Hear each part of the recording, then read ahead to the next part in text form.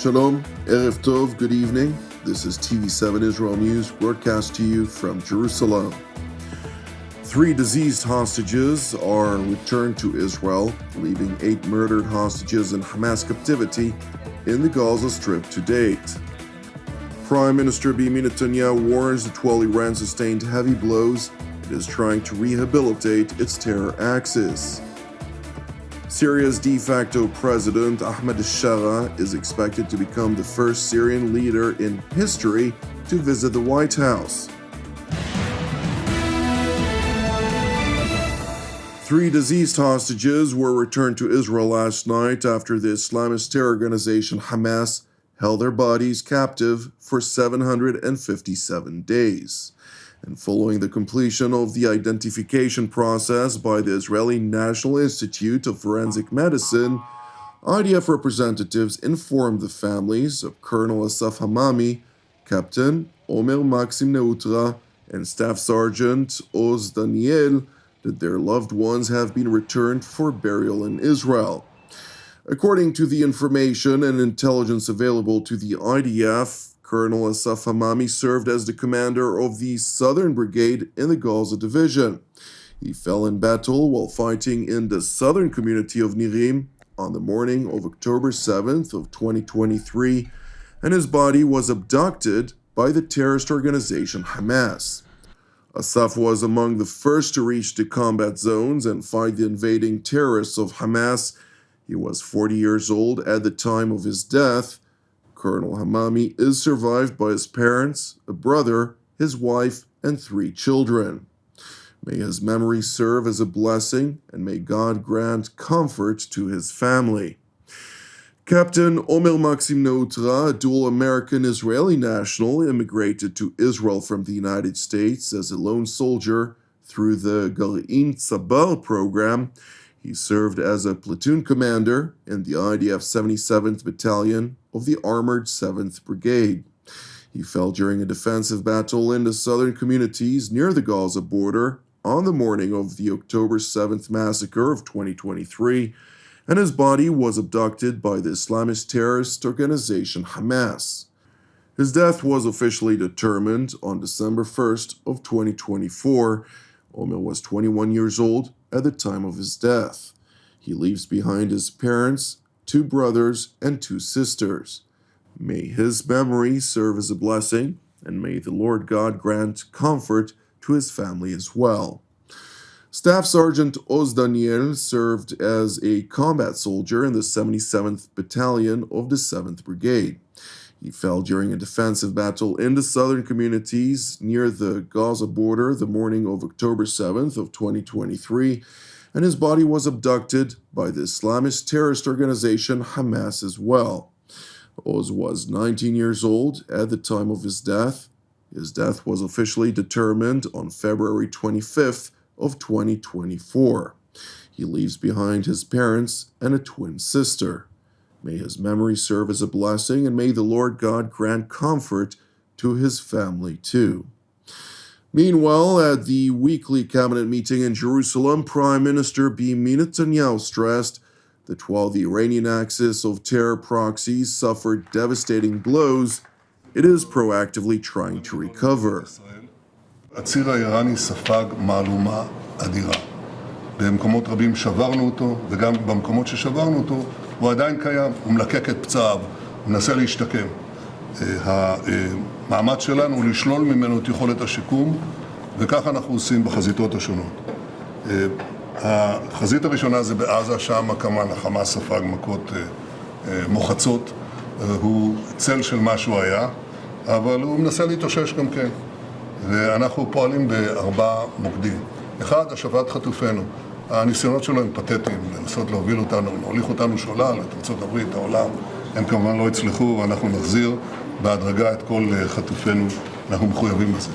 הדבר השני זה שישנם כיסים של חמאס עדיין בשטחים שהם בשליטתנו בעזה, ואנחנו מחסלים אותם באופן שיטתי. יש 2 בעצם, ברפיח ובח'אן יונס, והם יחוסלו. הדבר השלישי זה כל השאלה של סיכון לכוחותינו. ההנחיה שלי היא חד משמעית. אם יש ניסיון לפגוע בכוחותינו, פוגעים גם באלה שמפגעים וגם בהתארגנות שלהם לצורך הגנת כוחותינו. על זה אין פשרות, זה הקביעה שלנו. אנחנו מדווחים לידידינו האמריקנים, אנחנו לא מבקשים את רשותם. צריך להבין את זה, כי אני שומע הרבה דברים שהם פשוט אינם נכונים. אנחנו שומרים על האחריות הביטחונית העליונה ואנחנו לא נוותר על זה. הדבר הרביעי זה פירוק ופירוז של החמאס. פירוק של החמאס מנשקו, פירוז רצועת עזה.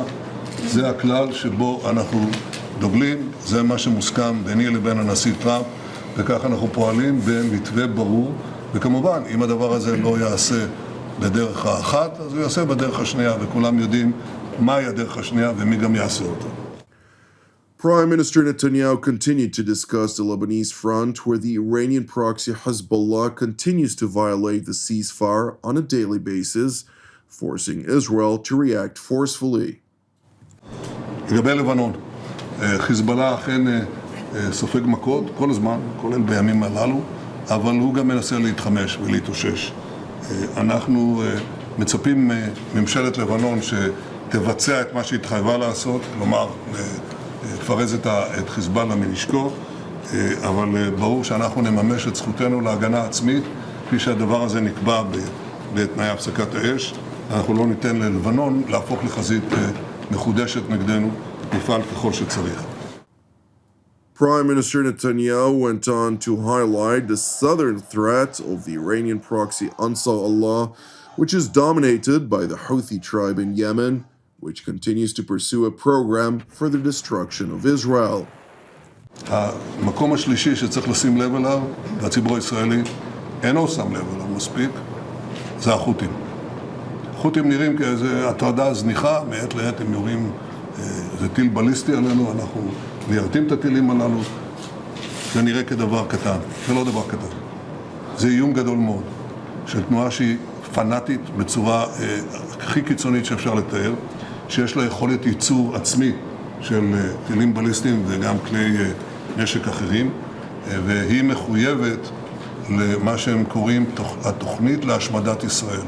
זה לא דבר תיאורטי, זה דבר שיכול להתפתח עם הזמן, זה כמובן מתואם עם איראן, ואנחנו נעשה כל מה שצריך לסלק גם את האיום הזה. כלומר, אנחנו פועלים מול ציר שעדיין, על אף שהוא שבור, על אף שהוא מוכה, הוא עדיין מנסה לחדש את התוכניות שלו להשמדת ישראל, אנחנו נשלול ממנו בלשון המעטה את היכולות לעשות זאת. Meanwhile, in the Kingdom of Bahrain, U.S. Special Envoy for Syria, Tom Barrack, who also serves as Washington's ambassador to Turkey, warned the Lebanese government that unless Beirut engages with Jerusalem directly and fulfills its obligations vis-à-vis the disarmament of Hezbollah, the United States will not deepen its involvement. My message is really simple. America is not going to get deeper involved in a situation in which you have a foreign terrorist organization and a failed state dictating a pace and asking them for more resources, more money, more help. It's simple. Lebanon can do what it wants to do. The path is very clear that it needs to be to Jerusalem or Tel Aviv for a conversation, along with Syria. Syria is showing the way. Syria will get there first. Lebanon can draft in it or not. And Israel will react to them accordingly. We have nothing to do with it. Ambassador Barrack continued by addressing the Trump administration's approach to Syria, which is rooted in his own recommendations, as part of which Washington believes that Damascus could normalize its relations with Jerusalem. He lifted the sanctions. We still have the Caesar sanctions. We can talk about that. It's the last one to lift.